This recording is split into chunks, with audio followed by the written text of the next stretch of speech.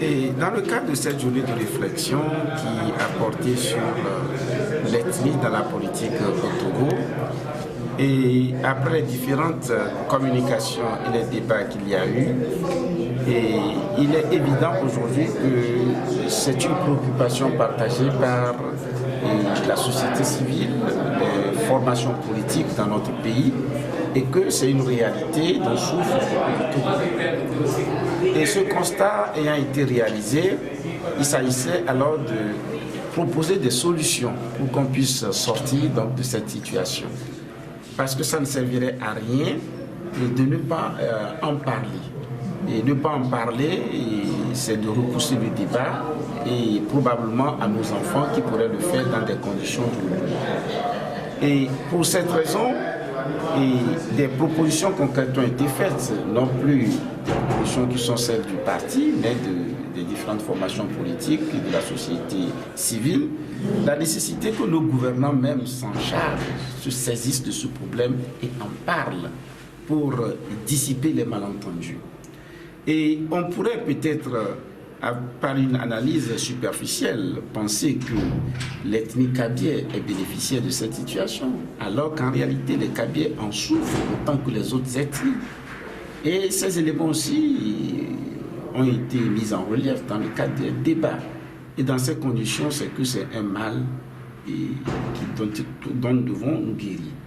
Et outre le fait que les autorités doivent se saisir de cette question pour en parler, parce que ce sont eux qui représentent les Togolais le mieux. Et outre cela, nous avons parlé de la nécessité de mettre en place aussi un observatoire sur la question qui permettra de voir l'évolution de la situation, qu'est-ce qui a été fait, qu'est-ce qui se fait.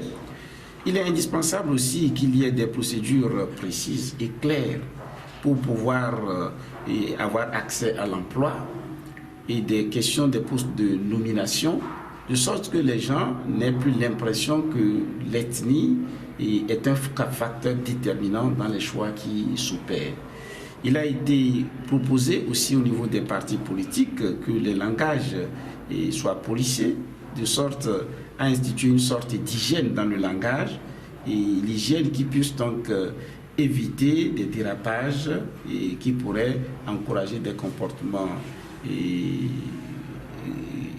on dit tribalistes éventuellement. Et il a été proposé aussi que des camps de jeunes des partis politiques soient organisés au-delà donc, de toutes les considérations, puisque ce serait une occasion de brassage donc, des différentes ethnies et dont nous avons besoin pour la construction d'une véritable nation et qui sera la base de notre solidarité. Alors, professeur Rollo, juste après ceci, quelle sera la prochaine étape? En réalité, les participants souhaitaient qu'il y ait encore des débats sur cette question, que plusieurs aspects puissent être approfondis. Vous comprenez qu'en une matinée, on ne peut pas débattre de ces questions dans les détails. Et si nous parvenons, comme cela a été souhaité, parvenons à mettre en place donc l'observatoire, ce serait déjà quelque chose de très intéressant. Mais il a été aussi demandé que le communiqué final soit envoyé aux différentes formations politiques, soit envoyé à la société civile et soit envoyé aussi aux églises, aux imams. Ce n'est pas moi qui le dis, ce sont les participants qui l'ont souhaité, de sorte que les pasteurs, les prêtres et les imams et les différentes confessions religieuses puissent relayer ce discours, et ce discours de paix, ce discours qui place la dignité humaine au centre de cette préoccupation. En réalité, dire qu'il faut faire abstraction de l'ethnie, c'est dire qu'il faut prendre en compte que l'homme, dans sa dignité, et que le Togo puisse évoluer sur cette base. C'est moi qui vous remercie.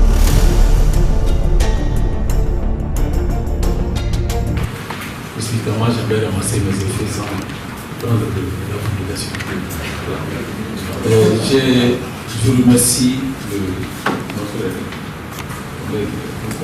PSR qui ont bien choisi ce thème, ont en fait pris en compte une partie de ce que j'allais dire. Mais néanmoins, je vais vous livrer nos réflexions au niveau de la NCI. Mesdames, Messieurs les invités, chers collègues du CAP 2015, Nous sommes réunis ce jour pour réfléchir ensemble sur le thème l'ethnie dans la politique au Togo. Le choix de nos camarades du FPCR n'est pas un hasard. L'ANC n'est comme prolongement des courants patriotiques et panafricanistes que l'Afrique a engendré dans sa lutte pour son indépendance, c'est-à-dire sa souveraineté pleine et entière. Panafricanistes, nous nous battons pour que tous les peuples d'Afrique s'unissent pour construire des États de droit, à long terme un État de droit. L'Afrique a des centaines d'ethnies selon les spécialistes. Notre pays, le Togo, compterait entre 45 et 50 ethnies. Il est clair que le Togo, la terre de nos aïeux, n'existerait pas si chaque ethnie devrait construire son État. Le but de la politique, mesdames, messieurs, chers camarades, c'est le bien vivre en commun. C'est le but de la politique. Comment faire pour qu'on vive bien en commun.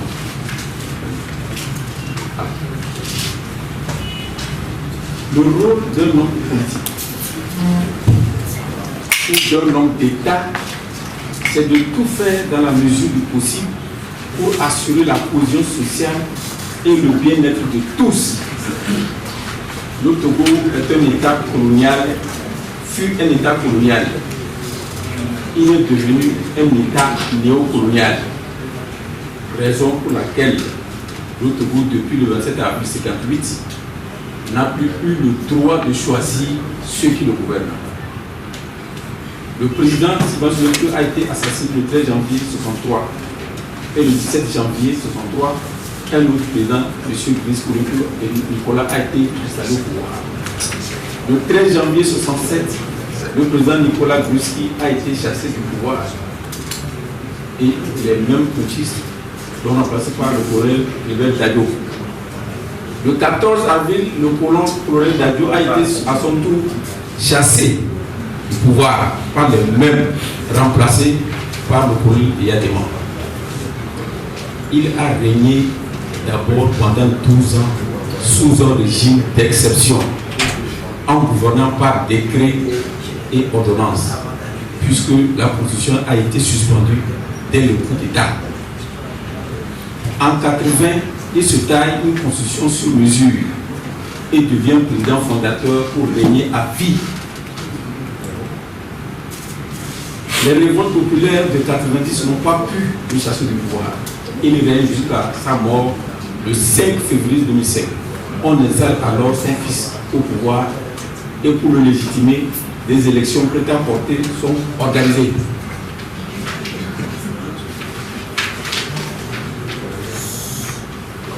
Tout ceci indique clairement que l'ancienne puissance coloniale continue à influencer et à peser lourd sur le destin de notre pays.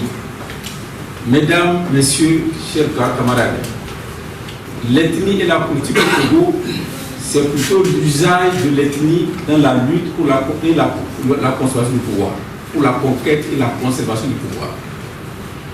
Chaque régime politique a nécessairement une base sociale sur laquelle il s'appuie pour gouverner. Il ne peut continuer à gouverner que lorsqu'il satisfait d'abord les intérêts de sa base sociale qu'il a porté au pouvoir. Pour perdurer, il cherchera à élargir sa base en associant d'autres groupes soucieux, susceptibles de lui faire ombrage.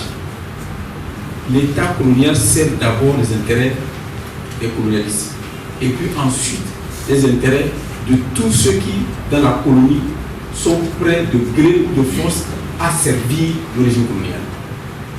L'ethnie et la politique au Togo, il faut le dire clairement, c'est l'usage des ethnies pour la conquête et la conservation du pouvoir d'État. Dans tous les cas, dans tous les pays du monde, le racisme et l'ethnocentrisme existent dans les mentalités des peuples. Certains pensent qu'ils sont supérieurs aux autres, qu'ils sont des élus de Dieu, qu'ils ont des droits sur les autres. Ce problème est souvent résolu en partie ou en totalité par l'éducation, la sensibilisation, bref, par la volonté politique des dirigeants. Ceci est valable pour le Togo. La division du Togo en deux groupes sociaux civilisés et au sud, sauvages au nord, est d'origine coloniale. Elle date de l'époque allemande, 1884-1914. Le régime, la colonisation française a continué la même besogne jusqu'en 1960, date de l'indépendance formelle du Togo. Le régime de l'indépendance 60-62 n'a pas eu le temps de corriger cet état de choses. La présence des Européens sur la côte du Togo ne date pas de 1984. Certains historiens la situent autour de 1830, d'autres la situent bien avant 1830. Les commerçants hollandais, français, allemands, anglais, portugais et d'autres y étaient déjà installés pour leur commerce, la vente des produits industriels et des papeteries d'Europe et l'achat des produits tropicaux tels que l'huile de palme, le copra, la gomme, etc. Certains statistiques disent que certains commerçants ou compagnies achetaient au Togo environ 100 000 gallons d'huile de palme, 300 tonneaux d'amandes de palme sur la côte à Baguida, Petit Togo, etc.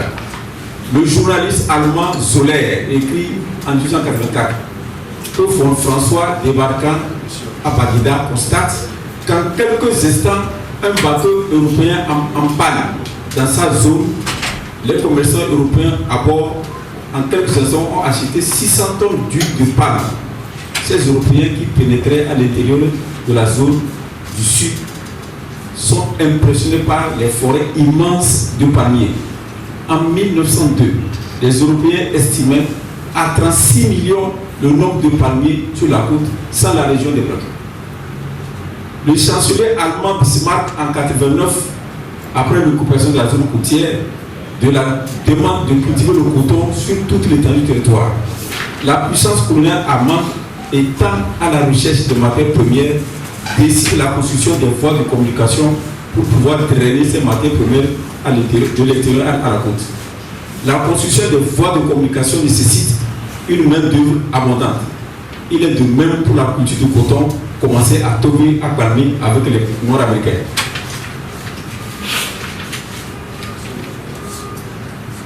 La population du Sud seule ne pouvait pas exécuter ces travaux. On avait déjà estimé à l'époque que les populations de la station Sokone-Bassar et celle de la station Mango-Yendi étaient respectivement de 225 000 et 325 000 habitants. En 1902, on pose un pont sur la rivière Kara. Le pont avait juste 1,10 m de large pour que les hommes passent. En 1901, déjà un premier contingent de 200 cabiers envoyé à Togo pour la culture du coton. Ensuite, 400 cabiers pour la construction de la route de Lomé-Balimé. Ils étaient tous des prisonniers de guerre, puisque la résistance contre la population allemande en pays cabier a continué jusque vers les années 1906. Donc, l'autorité coloniale n'ayant pas encore construit des prisons, les captifs sont envoyés pour les travaux forcés au sud. Les Allemands ont en plus capturé 600 prisonniers de guerre à Soudena et en pays Moba. La conquête coloniale terminée, il se pose un problème. Comment trouver d'autres candidats du nord pour les travaux de mise en valeur du Sud? Le 20 septembre 1909, le gouverneur Graf von Zech oblige les indigènes à payer un impôt en nature, en travail ou en argent. Les populations de Lomé et d'Anémo sont exemptées de l'impôt en travail. Elles peuvent le faire en argent. Or, à l'époque, il n'y a pas de circulation monétaire au nord. Donc, cet impôt est payé en travail forcé au sud. Jusqu'en 1910, on estima à plus de 30 000 travailleurs forcés réquisitionnés pour les travaux au sud. Les autorités coloniales allemandes justifiaient ces pratiques en disant en 1911, je cite, rien ne saurait favoriser les deux parties, l'union des deux parties du Togo, qu'une longue et rentable utilisation des autochtones de l'intérieur dans la région côtière. Donc bon, c'est lui qui l'a dit. À partir de 1914, la France, nouvelle puissance coloniale, continue la même besogne. Les travailleurs forcés venus du nord, depuis le pays Moba jusqu'à Lomé, se déplaçaient à pied. Il en est de même pour les travailleurs du nord venus à Lomé pour construire le WAF. Sur le plan scolaire, jusqu'en 1912, la région du sud du Togo totalisait 14 077 élèves et le nord, une seule école dans une case de villageois qui comptait 23 élèves. 23 par rapport à 14 000. L'armée coloniale, les premiers soldats de l'armée coloniale allemande étaient des Hausa du Nigeria et des Wei du Libéria. Les premiers soldats togolais recrutés dans l'armée coloniale allemande étaient d'Animon en 1889. Et ils furent renvoyés en 1890 pour insuffisance de résultats. C'est l'allemand Tirenberg qui le dit. Le recrutement des soldats au nord n'a commencé qu'en 1896. Le même auteur affirme, parmi les soldats les plus valables, il y avait les Dakomba, les Konkomba, les Tchokosi, les Kabiens et les Loso. L'administration allemande avait classé les populations togolaises en 3 catégories, 3 groupes. Premier groupe, les éléments évolués du Bas-Togo. Deuxième groupe, les groupes arriérés du Nord.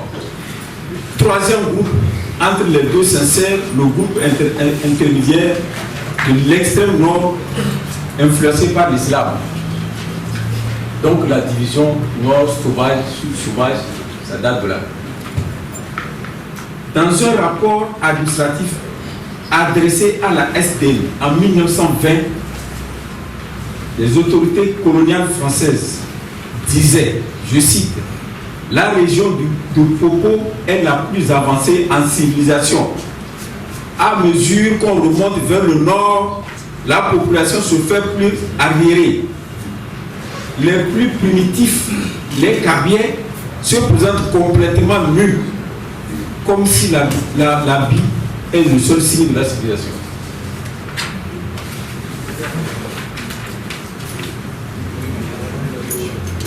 Les autorités coloniales françaises ont donc entrepris, disait-il, une politique d'apprivoisement des populations du Nord. Une politique d'apprivoisement, parce qu'on était sauvages. Dans un autre rapport administratif adressé à la SDN par l'autorité coloniale française pour l'année 1923, il est dit ceci.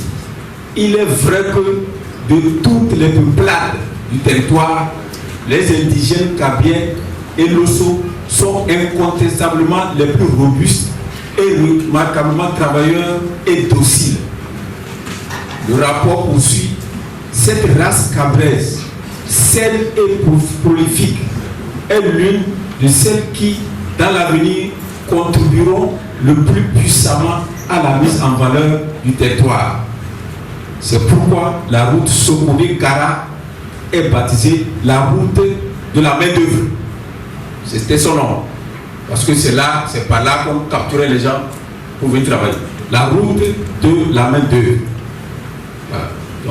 Alors, l'un des leaders de l'UCPN, vous savez, pendant les luttes, il y avait deux grandes tendances. La tendance Jubanto et la tendance UCPN, Fatih Touré. Donc l'un des leaders de l'UCPN, M. Derman Aïva, déclare en 1957 à Kara, devant une assemblée des étudiants du Nord, que nous, nos frères du Sud, veulent l'indépendance et la réunification du Togo. Nous, les gens du Nord, nous ne voulons pas l'indépendance, car nous sommes encore loin de la civilisation.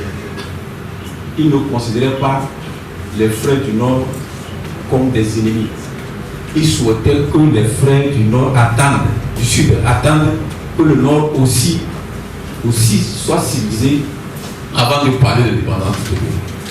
Puisque les puissances coloniales leur a soufflé que la France a amené la civilisation au sud, que si elle accordait l'indépendance au Togo, les gens du nord, du sud viendraient coloniser les gens du nord. Voilà. Donc c'est pour cela qu'il souhaitait qu'on attende que les gens du nord aussi soient civilisés.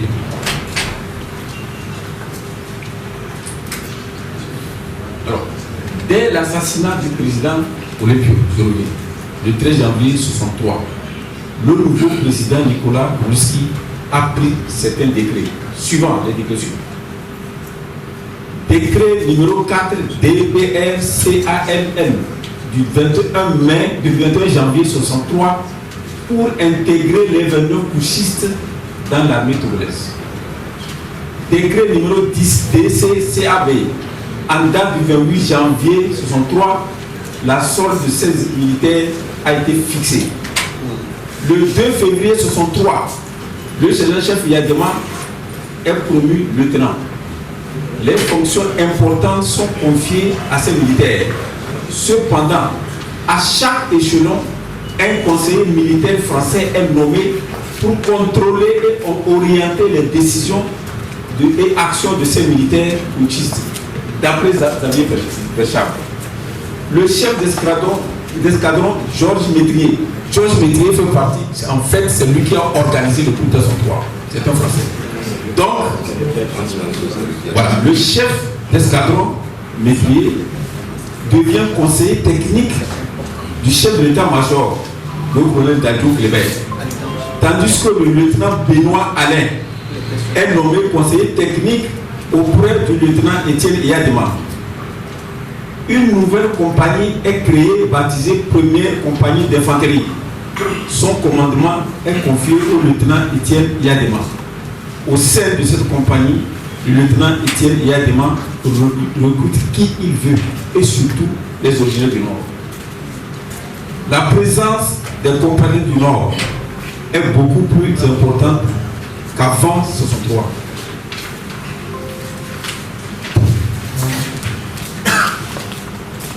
Il faut rappeler que c'est au Togo que le lieutenant Benoît Alain a eu tous ses grades jusqu'au grade de général.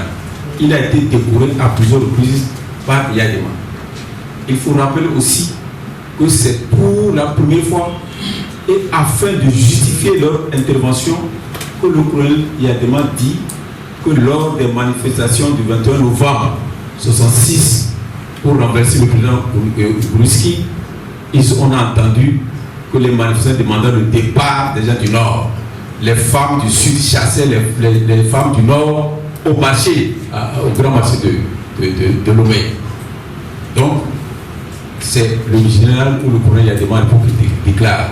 Donc ça veut dire que le mouvement n'était pas destiné pour renverser un régime. En fait, c'était pour pouvoir chasser les gens du Nord. Alors, lui, il prend le pouvoir pour protéger non seulement le pays de la guerre civile, mais pour protéger les gens du Nord. Même à chaque 24 avril, les ressortissants du groupe du Nord organisaient des marches de soutien à Yadema munis d'armes blanches à travers la ville de Lomé pour donner un avertissement aux gens du Sud qui tenteraient de renverser le régime. Un tribunal du Nord a été créé au lycée technique Yadema à Didogomé, à Lomé, où les ressortissants du Nord coupables de délits politiques sont jugés. Dans tout cela, les premières victimes, c'est les gens du Nord, considérés comme des traîtres dès qu'ils s'opposent au régime de Yadema. Beaucoup de ressortissants du Nord ont perdu leur vie. Les survivants portent des séquelles à vie. Le véritable problème qui se pose au Togo, ce n'est pas le Nord contre le Sud. C'est le problème, c'est ce qui oppose, c'est le problème qui oppose le peuple à tous ceux qui se sont agglutinés dans le régime RPT depuis plus de 50 ans pour s'accaparer indûment de toutes les richesses du pays. Connaissant leur fragilité, puisque nous ne sommes qu'une infime minorité, ils s'abritent derrière les ethnies et derrière la rue. Le problème du tribalisme et du régionalisme ne peut être réglé au Togo qu'après une lutte acharnée pour instaurer un État démocratique respectueux de la justice sociale, garantissant les droits et libertés fondamentales pour tous les Togolais. Pour terminer, je demande à toute l'assistance de jurer devant le peuple, de mener la lutte, toute la lutte, rien que la lutte, pour l'avènement d'un Togo libre et prospère. Merci.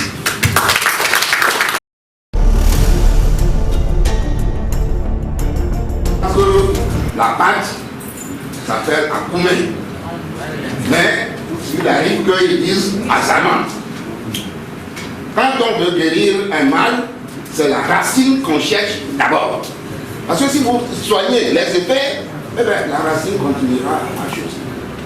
C'est le petit commentaire que je vous donne. J'ai demandé la parole d'abord et avant toute chose pour remercier le PSR. À l'occasion des fêtes de fin d'année, vous avez invité mon parti. Mais vous avez jugé nécessaire d'inviter ma petite personne. Je vous en sais gré, je vous en remercie. Je vous remercie ensuite d'avoir eu l'idée de ces assises. Si quelqu'un doit être heureux aujourd'hui, eh bien c'est bien moi. En 2007, j'ai écrit une plaquette que j'ai intitulée Le Togo, la vraie, pas fausse question, non suite. C'est ça. Ce que vous avez dit recoupe exactement la chose. Mon frère et ami, vieil ami, Naboulema, vient de dire la même chose. Il a utilisé une documentation que je n'avais pas à m'apporter à l'époque. C'est exactement cela. Et encore, si je puis revenir à notre maman, maman, si vous avez bien écouté la conclusion de M. Naboulema, c'est exactement ça. Ce que nous disons, c'est d'arriver à donner au peuple togolais des gouvernants, n'est-ce pas? Disons tout simplement qu'ils les respectent. Je ne dirai pas plus. Le problème de l'ethnie ou la question nord-sud, on l'a dit, date de Mathusalem, même de la période précoloniale, n'est-ce pas? Et c'est quand je dis vrai et faux, ça veut dire ça correspond à des réalités d'abord géographiques, anthropologiques, humaines, démographiques, sociologiques, culturelles, etc., etc.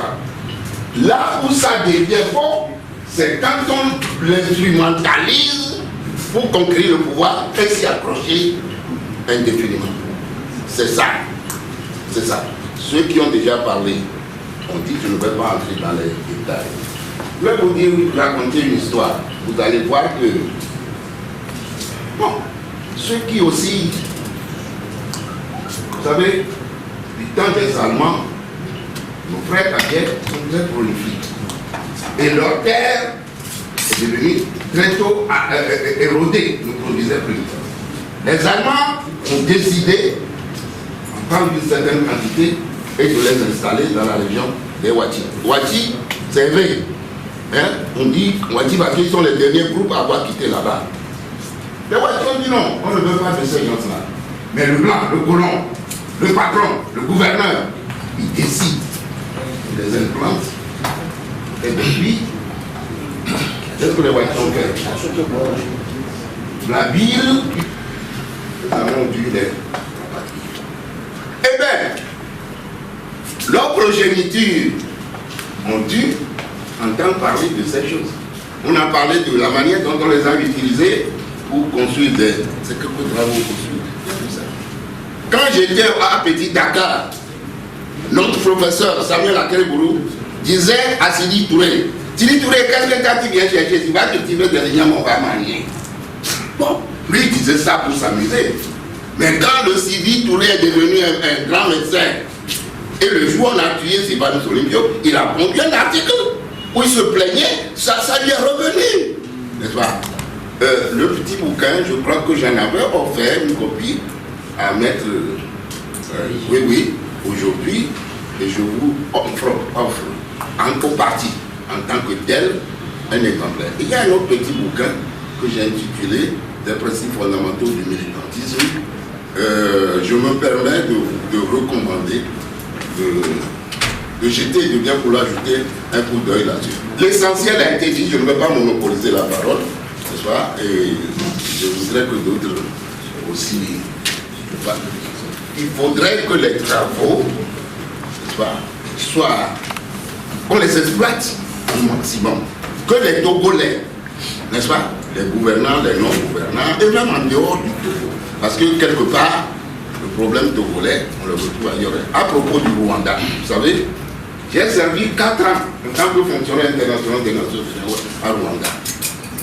J'ai vu, je suis parti en 84, 10 ans plus tard, il y a eu le génocide. Je n'étais pas surpris quand le génocide est venu.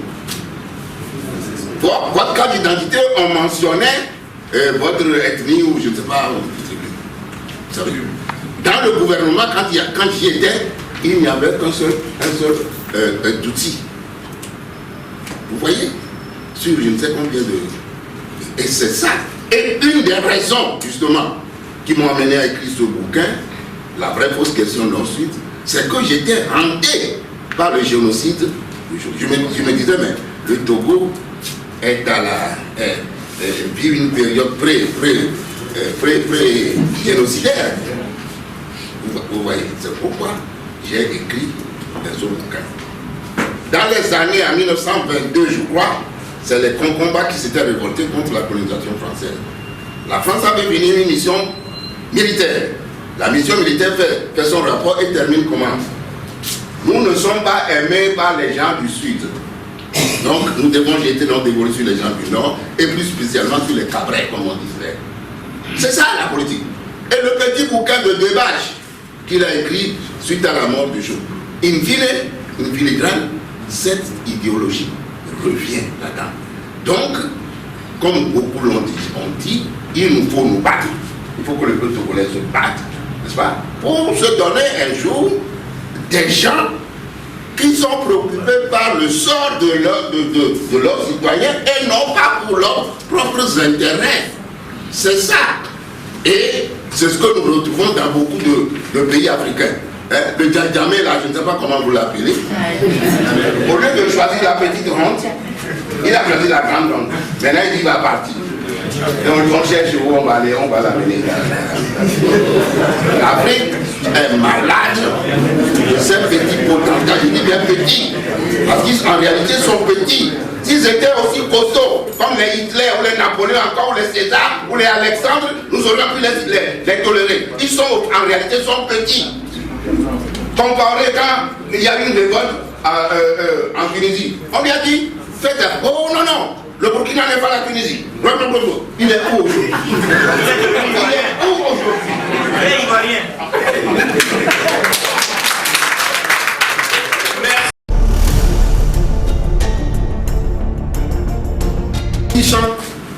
À 1900 justement. Et ils avaient des contrats d'Ibima-Libye. Et ils cultivaient. Ils avaient la façon de partager. Et durant ce temps-là même, il y avait la grande ville de Sokoré. Les Kabyles venaient déjà à Sokoré. Dans les années 1600 là.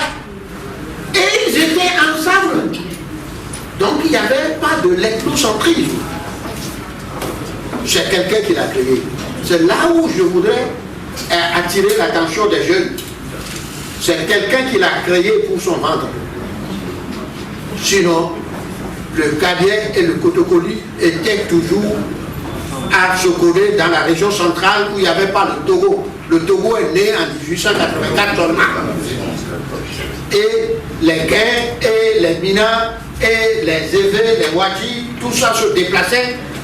Et les Évé, eux, ils sont partis d'abord au Ghana. Après, ils sont revenus et ils sont partout. Vous allez jusqu'à Tablibo, à Iacéana, qui est à Kapalépu. Et le professeur Ourou même est de Cambole, c'est les Adam. Merci, mon frère. Il n'y a pas de problème de différentes ethnies dans la population, même quand il n'y avait pas le colon. C'est après la conférence de Brazzaville où les colons ne veulent pas donner l'indépendance à leur colonie parce qu'ils vont souffrir. Ainsi, nous qui avons fait, nous sommes ensemble avec les colons pour poursuivre la politique de Brazzaville, c'est ça. Nous devons retourner à la source pour que nous-mêmes nous étions bien. On venait ensemble, on signait des contrats en nos langues, en Tem, comme en Akoso, comme en Évé. Donc, retournons là pour pouvoir rebâtir, voir nos jeunes, pour pouvoir rebâtir notre pays. Dire non à l'accord de Brazzaville qu'avait tenu De Gaulle. C'est ça qui est que les quelques-uns de nous, parce que dans un pays, il y a toujours certains qui veulent la facilité. Il y a quelques-uns de nous entretiennent toujours. C'est ça qui fait que, après les indépendances, il y a eu De Gaulle qui a organisé les coups d'État en série pour reprendre tout le pays. Bon, maintenant,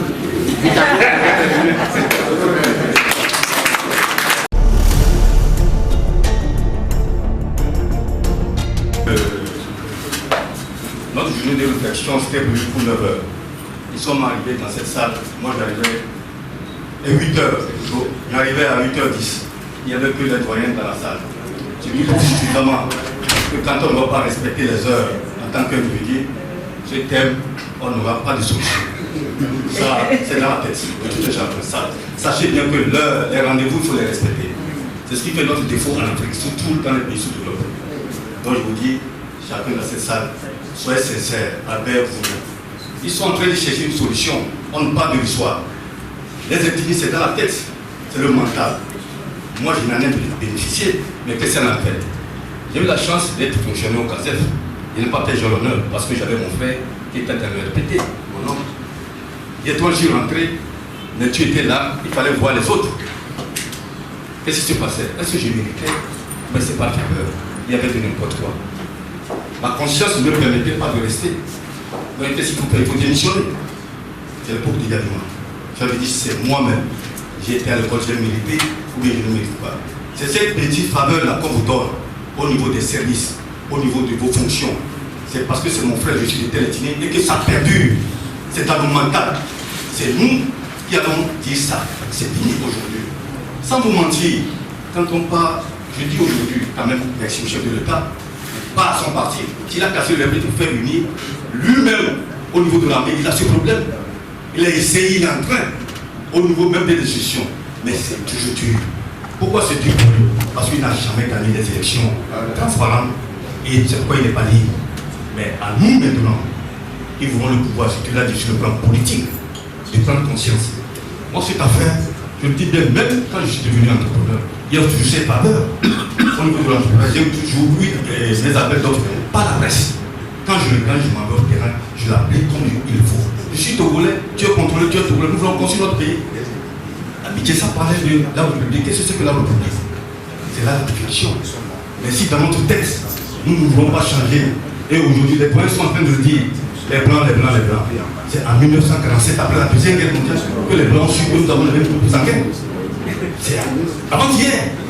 Donc sachez que ce problème, c'est mental.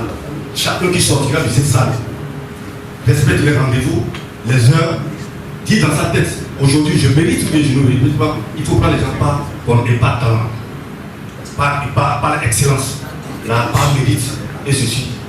On va bannir ça. Mais sans ça, c'est mon frère, je parle le même patois, je parle le même langage, on est de même village.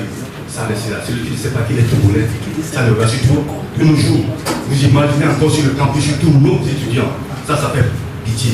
Un étudiant, ça fait à peine 2 semaines qu'il a connu GPA. Parce qu'il est né à Lomé, il s'arrête au campus Nord. Il ne connaissait pas GPA. Au même moment, un étudiant de l'année passée ne connaissait pas le nom de son premier ministre. Et quel étudiant nous formons? Vous comprenez? Au même moment, dans ce même contexte, on demande à un étudiant, Tandjolé ne connaît pas Tandjolé. Si tu ne connais pas ton pays, les préfectures, comment est-ce que tu peux être de cette nation? Comment est-ce que tu peux être républicain? Tu vas toujours vivre dans ce débat des politiciens. Il est du nord, il est du sud, il est gravier, il est ceci. C'est quoi la cette cause? Donc moi je veux dire, quand c'est ça pour finir, c'est à notre mandat. Toutes ces personnes qui sortiront de cette salle n'a qu'à savoir que je suis togolais, ça serait la gestion républicaine. Si j'ai venu cette place, on me le donne. C'est ce que je voulais dire. Je vous remercie. Je vous présente.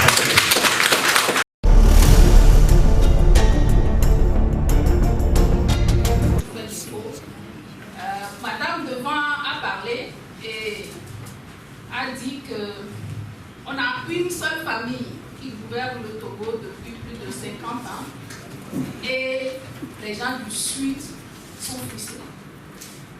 Ça m'a frustré moi.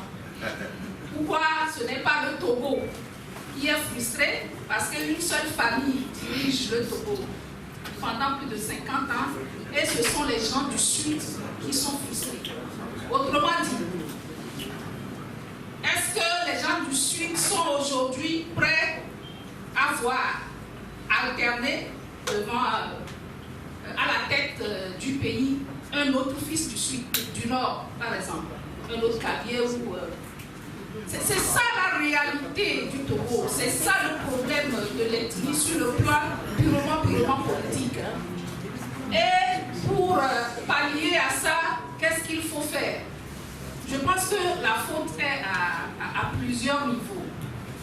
Je suis venue en retard parce que empêchée par d'autres tâches, mais j'ai au moins écouté le responsable de l'ANC sur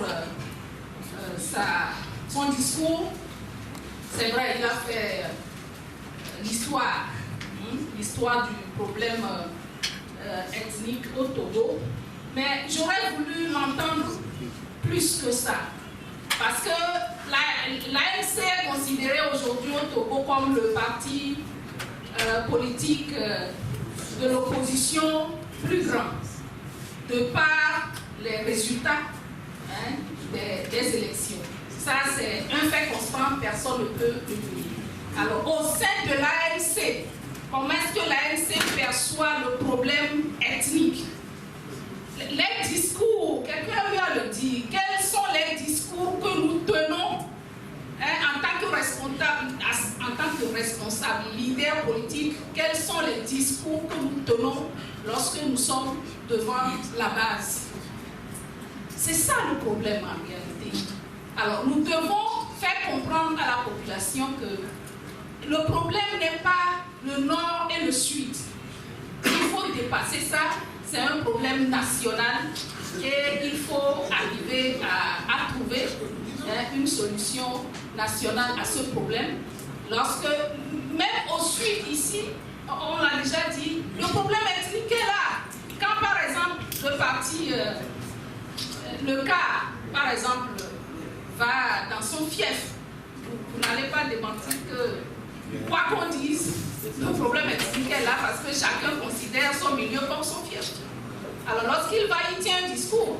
Lorsque l'ANC va dans son milieu, il tient un discours. Entre les fils même du Sud, ici, on se dit, il y a une ethnie au-dessus de l'autre, etc. Où je viens de ce milieu, il faut que les gens de mon milieu me votent ou bien votent pour moi.